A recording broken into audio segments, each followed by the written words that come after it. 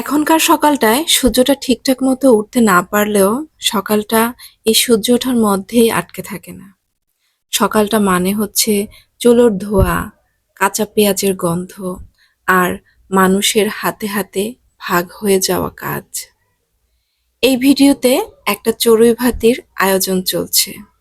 রান্নার প্রস্তুতিটা ভিডিওতে ধরা পড়েনি, তবে বিশ্বাস করুন এই ভাতের শুরু হয়েছে অনেক আগেই। ঘুম ভাঙা চোখ, খোলা মাঠ আর কে কি করবে সেই নীরব বোঝাপড়া থেকে। এখানে যেন রবীন্দ্রনাথের সেই গ্রাম্য জীবন ভাবনাটাই চলে এসেছে, যেখানে কাজ নিজে থেকেই মানুষ বেছে নেয়। একজন মানুষ চুলায় ভাত বসায়, ভাতের হাঁড়ি যেমন ধৈর্য চায় তেমনি চায় অপেক্ষা। আমাদের মধ্যে কেউ পেঁয়াজ কাটে, কেউ সালাদের সবজি কাটে। ছুরি চলার শব্দে সকালের নিস্তব্ধতা ভেঙে যায়। পেঁয়াজ কাটার সময় চোখে পানি আসে, কিন্তু এই পানি কষ্টের পানি না, এই পানি হচ্ছে আনন্দের পানি। আমার চারপাশের মানুষজনকে একটু আয়োজন করে খাওয়ানোর যে আনন্দটা হবে সেই আনন্দ। এর ফাঁকে কেউ ভর্তা বানায়, কেউ হাঁসের মাংস মেরিনেট করে। এসব করতে করতে এই শীতের দুপুরেও কেউ কেউ ঘর্মাক্ত হয়ে যায়, তারপরেও কষ্ট হয় না। কারো হাতে মশলা, কারো মনে আছে অনেক অভিজ্ঞতা। রেসিপি কিন্তু আমাদের কারোই মুখস্থ না, আমাদের এই রেসিপি মিশে আছে আমাদের রক্তে, আমাদের বন্ধনে। ঠিক মানিক বন্দ্যোপাধ্যায়ের শ্রমজীবী চরিত্রগুলোর সাথে যেন আমাদের এই কাজকর্মগুলো মিলে যায়। যেমন সেখানে দেখি কথা কম কাজ বেশি। ফাঁকে ফাঁকে কেউ বা মাছ ভাজে, তেলের শব্দে এই দুপুরের ডাক পড়ে।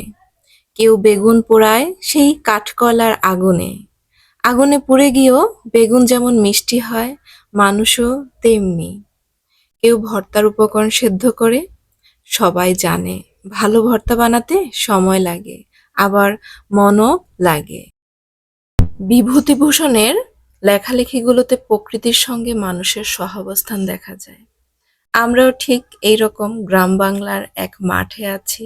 আমরা মানুষ, আগুন, রান্না সব একসাথে অবস্থান করি। এখানে পুরুষ নারী বলে আলাদা কিছুই নেই। এখানে আছে শুধু মানুষ। কেউ চুলোর সামনে, কেউ মাঠে, কেউ রান্নার কাছে, কেউ আশেপাশে। আর ঠিক তখনই পুরুষরা মাঝখান দিয়ে একটু ব্রেক দিয়ে নামাজের জন্য প্রস্তুত হয়। কাজ কিন্তু থামে না, শুধু একটু নীরবতা আসে আর কি। গ্রামীণ সমাজের সেই চিত্রের সাথে যেন আমাদের এই দৃশ্যটা মিলে যায়, যেখানে ধর্ম, কাজ আর সম্পর্ক একসাথে চলে, কিন্তু আলাদা কখনোই নয়। তারপর সবাই মিলে খাওয়া দাওয়া খোলা মাঠের মধ্যেই। এই যে ভাত খাচ্ছি, তরকারি খাচ্ছি, হাঁসের মাংস খাচ্ছি, ভর্তা খাচ্ছি।